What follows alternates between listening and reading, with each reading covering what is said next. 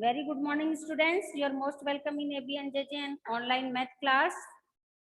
आज हम अपनी क्लास में एक्सरसाइज 2.2 से 5 का क्वेश्चन सॉल्व करेंगे। अभी तक हमने एक्सरसाइज 2.2 में 4 क्वेश्चन सॉल्व कर लिए हैं। आज आपकी एनसीईआरटी की मैथ्स की बुक के पेज नंबर 40 पर एक्सरसाइज 2.2 से 5th के क्वेश्चन से यहाँ स्टार्ट करेंगे। ओके स्टूडेंट्स, तो ये हमारा क्वेश्चन है, a taxi driver filled his car petrol tank with 40 litre of petrol on Monday. एक टैक्सी ड्राइवर ने मंडे को अपनी टैक्सी में 40 लीटर पेट्रोल फिल करवाया। द नेक्स्ट डे, अगले दिन, he fill the tank with 50 litre of petrol. अगले दिन उसने अपने टैंक में 50 लीटर पेट्रोल और फिल करवाया। If the petrol cost ₹44 per liter, how much did he spend in all on petrol? अगर पेट्रोल की कॉस्ट 44 रुपीज पर लीटर है तो उसने टोटल पेट्रोल पे कितना स्पेंड किया।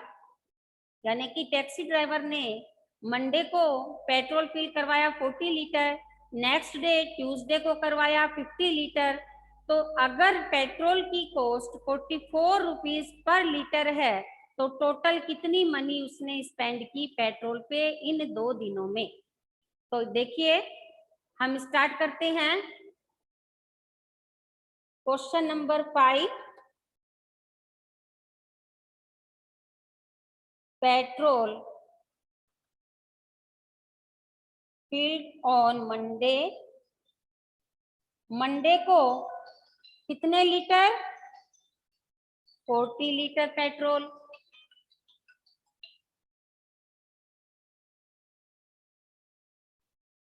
Petrol field on next day. Next day में कितना लीटर पेट्रोल फिल करवाया था? 50 लीटर। अब यहाँ पर हमें बताना है कि petrol filled in both day में टोटल कितना पेट्रोल फिल हुआ उसकी टैक्सी में। तो 40 + 50 = 90 लीटर। यानी कि इन 2 दिनों में उसने 90 लीटर पेट्रोल फिल करवाया। अब हमें निकालना है कि टोटल कितनी मनी स्पेंड की। If cost of petrol per litre कितना है? 44 rupees. Then cost of 90 litre petrol is 90 litre petrol की कॉस्ट कितनी होगी? हम 90 को 44 से इंटू करेंगे तो हमारे 90 लीटर पेट्रोल की कॉस्ट यहाँ पर आ जाएगी। तो यहाँ देखिए, मैंने 9 4 जा 36, यहाँ पे 3 कैरी आई, 9 4 जा 36 और 39, ये 0 मैंने 90 का यहाँ लगा दिया और हमारी टोटल कॉस्ट आई 3960 रुपीज। यानी कि टैक्सी ड्राइवर ने कितने रुपीज स्पेंड किया? 3960 रुपीज उसने पेट्रोल पे इन 2 दिनों में स्पेंड किया। अब नेक्स्ट क्वेश्चन हमारा 6 है। A vendor supplies 32 litre of milk to a hotel in the morning and 68 liters of milk in the evening. If the milk cost ₹45 per liter, how much money is due to the vendor per day? यानी कि एक vendor कितना litre milk supply करता है per day, वो हमें दिया हुआ है। एक होटल में वो 32 लीटर मॉर्निंग में मिल्क सप्लाई करता है और 68 लीटर मिल्क इवनिंग में सप्लाई करता है। यदि मिल्क की कॉस्ट 45 रुपीज पर लीटर है तो पर डे वो कितना मनी उसको मिलती है उस मिल्क की, कितनी मनी उसको मिलती है। तो यहाँ पर देखिए, पहले हम देखेंगे कि पर डे में टोटल कितनी मिल्क उसने सप्लाई किया।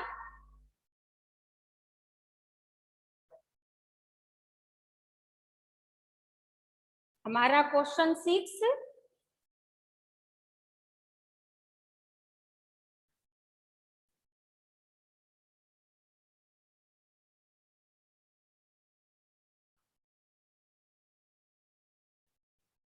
Quantity of milk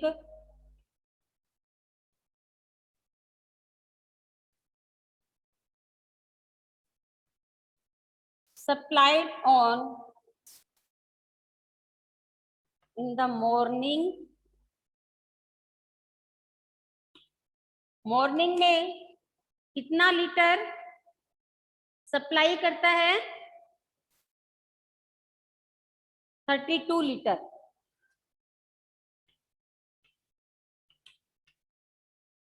quantity of milk supplied in the evening, evening में 68 लीटर अगर मिल्क सप्लाई करते हैं, तो यहाँ पर हमें पहले देखना होगा कि quantity of milk supplied in every day या पर डे। पर डे वह कितना मिल्क उस होटल में देता है, तो 32 मॉर्निंग और इवनिंग का जो है, जितने लीटर मिल्क वो देता है उनको हम ऐड कर लेंगे।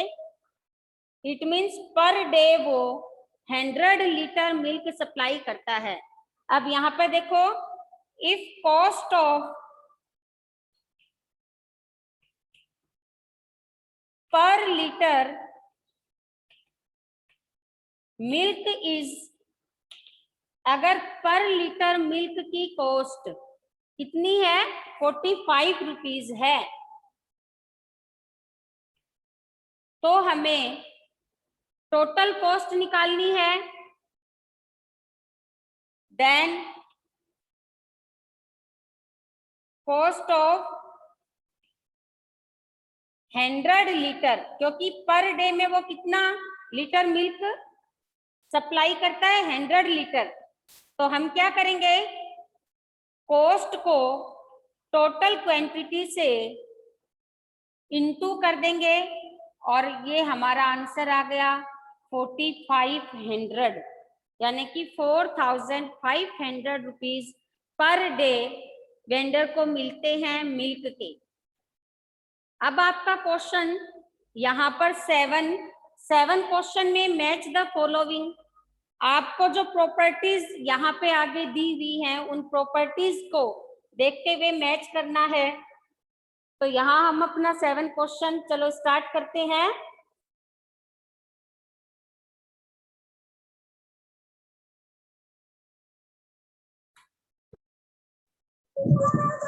ऐसा हो नहीं सकता जी, क्योंकि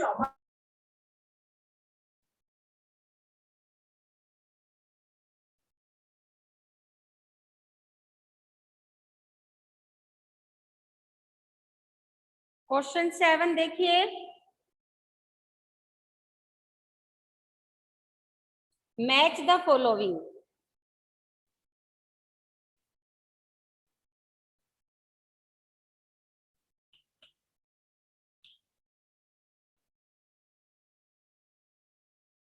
फर्स्ट का हमारा है 425 into 136 is equal to 425 into 6 plus 30 plus 100।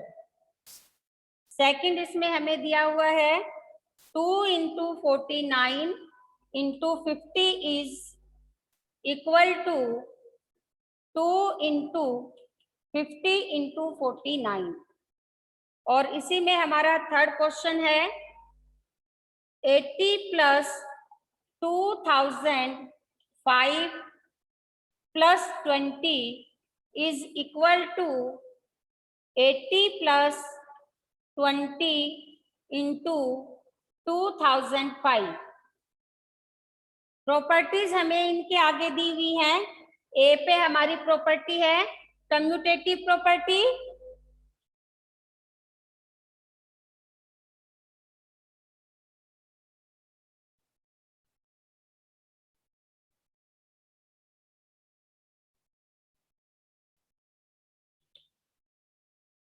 Under multiplication.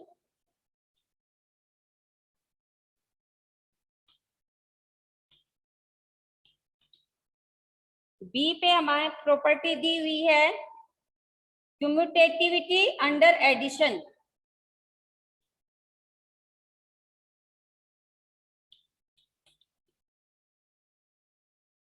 Under addition.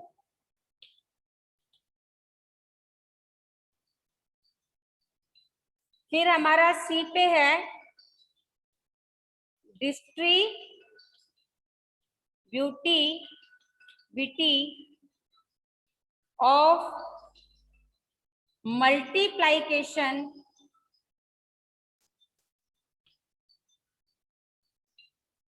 Over addition.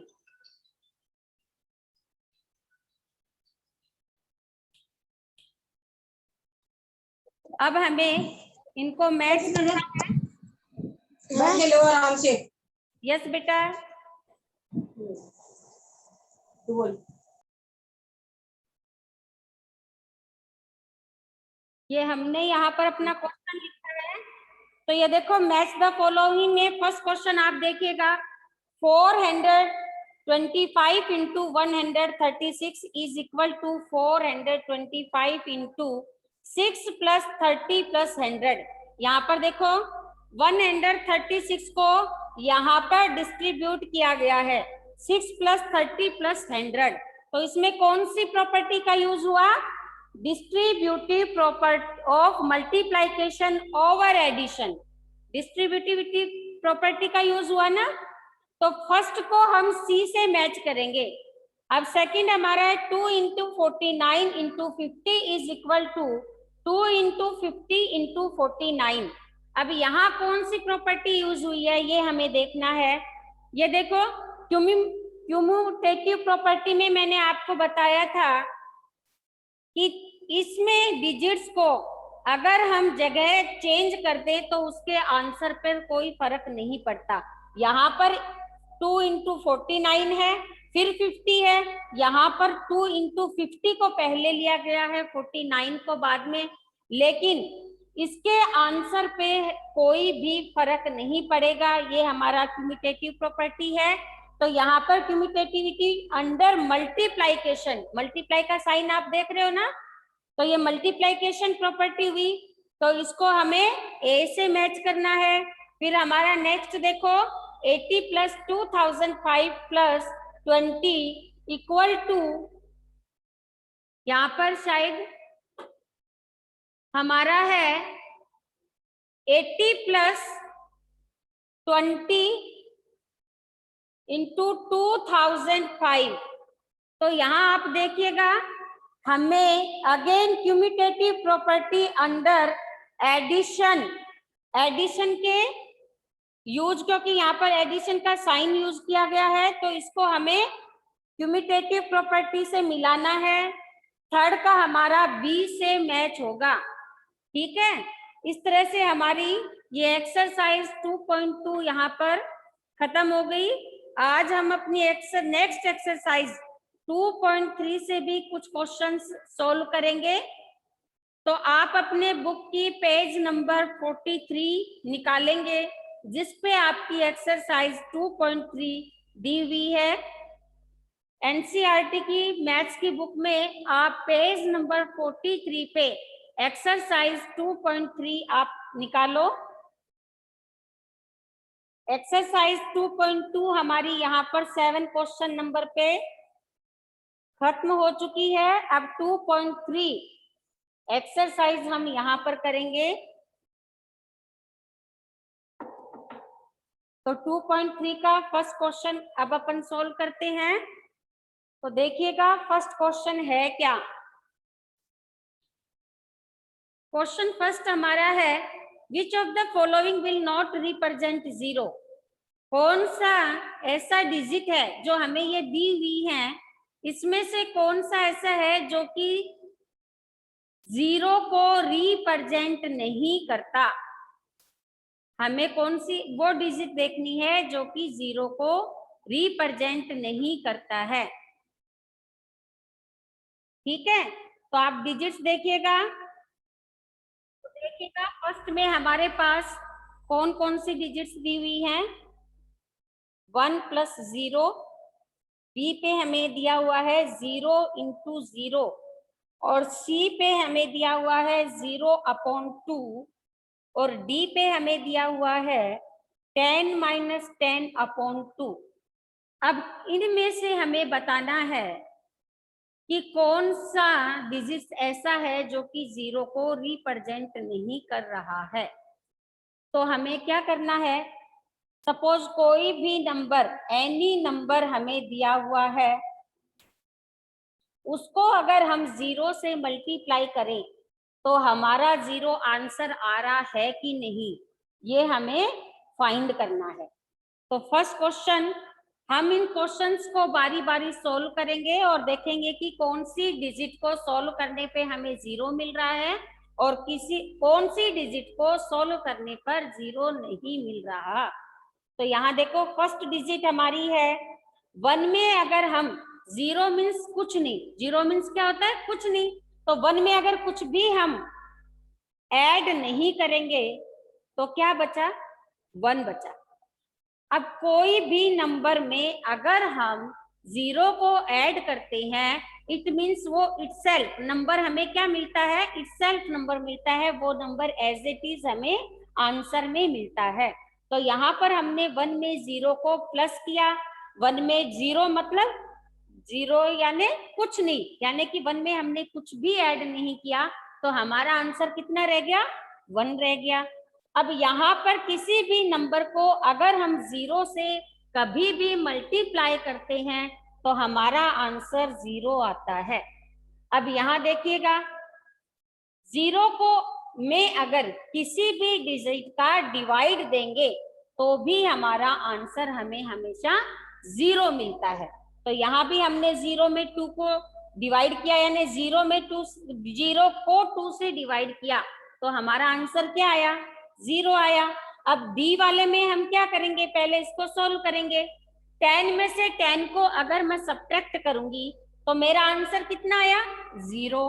और इस 0 में अगर जो 10 में से 10 को काटने पर, सब्ट्रैक्ट करने पर जो 0 आंसर मुझे मिला है, उस 0 में अगर मैं 2 को डिवाइड दूंगी तो अभी मैंने जैसे आपको बताया था कि किसी भी डिजिट का 0 में अगर हम डिवाइड देंगे तो हमारा आंसर 0 ही आएगा। अब हमारे पास चारों आंसर अपने पास हैं। फर्स्ट में 1, सेकंड में हमें 0 मिला, थर्ड में हमें 0 मिला, फोर्थ में भी हमें सोल्व करने पर 0 मिला। तो इट मीन्स कौन सा नंबर है जो कि 0 को रिप्रेजेंट नहीं कर रहा, ए इज नॉट रिप्रेजेंट 0। हमारा आंसर क्या होगा, ए का जो डिजिट्स है वो 0 को रिप्रेजेंट नहीं कर रहा। सो आंसर इज क्या हो गया हमारा, क्या हो गया, ए, यानी कि ए है वो 0 को रिप्रेजेंट नहीं कर रहा। अब इसी में नेक्स्ट क्वेश्चन देखिएगा, हम अपने क्वेश्चन 2 पे आते हैं।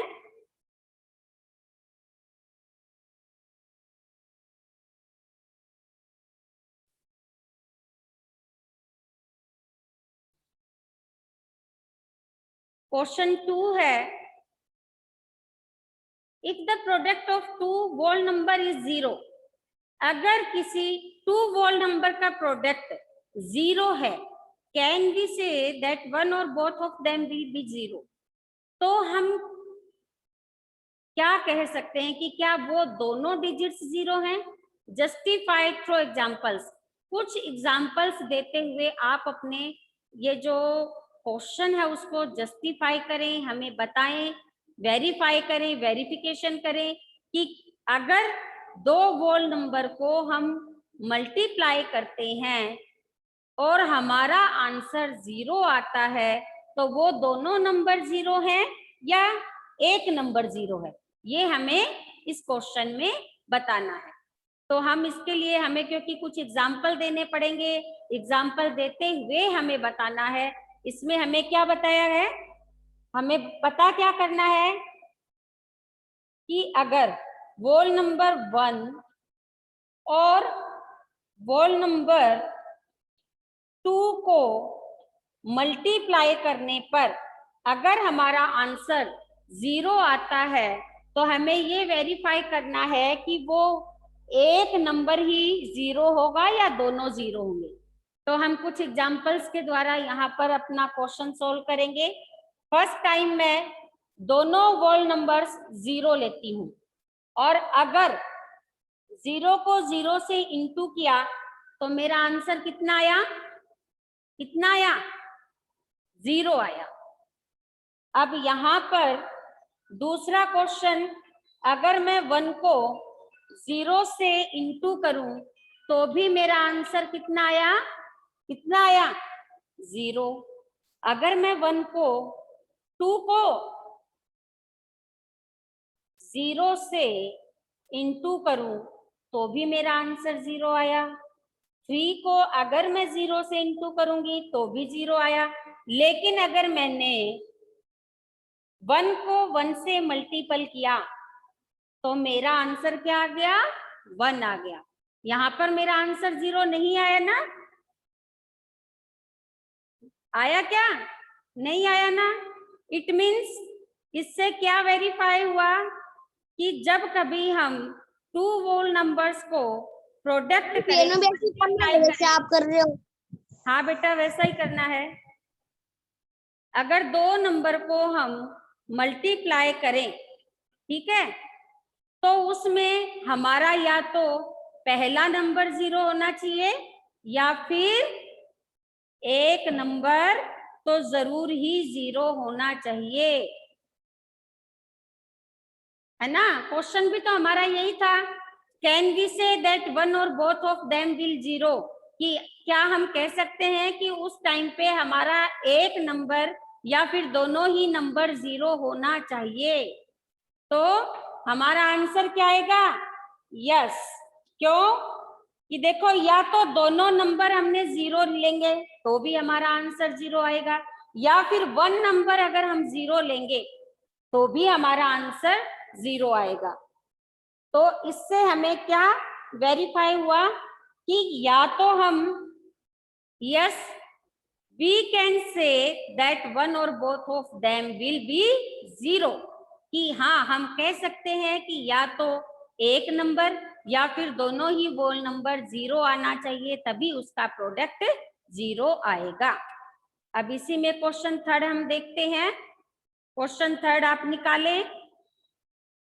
क्वेश्चन थर्ड है, if the product of 2 whole number is 1, अगर 2 होल नंबर का प्रोडक्ट 1 है, कैन वी से, तो क्या हम कह सकते हैं दैट वन और both of them will B 1, कि या तो एक नंबर 1 होना चाहिए या दोनों ही 1 होना चाहिए। थ्रो एग्जाम्पल्स, कुछ एग्जाम्पल्स देते हुए हमें जस्टिफाई करना है कि जब 2 होल नंबर्स को मल्टीप्लाई किया जाए और हमें आंसर 1 चाहिए, तो क्या एक होल नंबर 1 होना चाहिए या दोनों ही होल नंबर 1 होने चाहिए, तब हमें हमारा आंसर मिलेगा। तो इसके लिए वापस से हम उसी प्रोसेस को, क्वेश्चन 2 वाले प्रोसेस को हम यहाँ पर वापस से देखेंगे, लेकिन अब की बार हमारा थोड़ा सा चेंज है कि दोनों ही नंबर 1 होंगे या एक नंबर 1 होगा, है ना। हमें दोनों नंबर के मल्टीप्लाई से 1 आंसर चाहिए। तो अब हम एग्जाम्पल से ये देखेंगे कि दोनों ही डिजिट्स हमारी 1 होनी चाहिए या एक डिजिट 1 हो तो भी हमें हमारा आंसर मिल सकता है। फर्स्ट देखो, मैंने 1 को 1 से इंटू किया तो 1 को 1 से किया तो क्या आंसर आया, 1। अगर मैंने 2 को 1 से मल्टीपल किया तो मेरा आंसर आया 2। 3 को अगर मैंने 1 से किया तो आंसर आया 3। 4 को अगर 1 से मल्टीपल किया तो आंसर आया 4।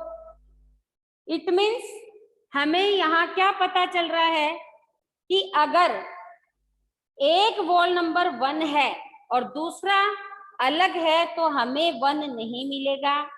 लेकिन अगर दोनों ही वोल नंबर 1 हैं और उनको अगर प्रोडक्ट किया जाए, दोनों को मल्टीप्लाई किया जाए, तो ही हमें हमारा आंसर 1 मिलेगा। It means both number shall be 1। दोनों ही नंबर हमारे क्या होने चाहिए? 1 होने चाहिए, तभी हमारे आंसर यहाँ पर 1 आएगा। हमारा जो प्रोडक्ट है, दोनों नंबर अगर 1 होंगे और उसको प्रोडक्ट किया जाएगा तो ही हमारा नंबर आंसर है वो 1 आएगा। नहीं तो अगर 2 को 1 से करेंगे तो 2 आएगा, 3 को 1 से करेंगे तो 3 आएगा, 4 से करेंगे तो 4 आएगा।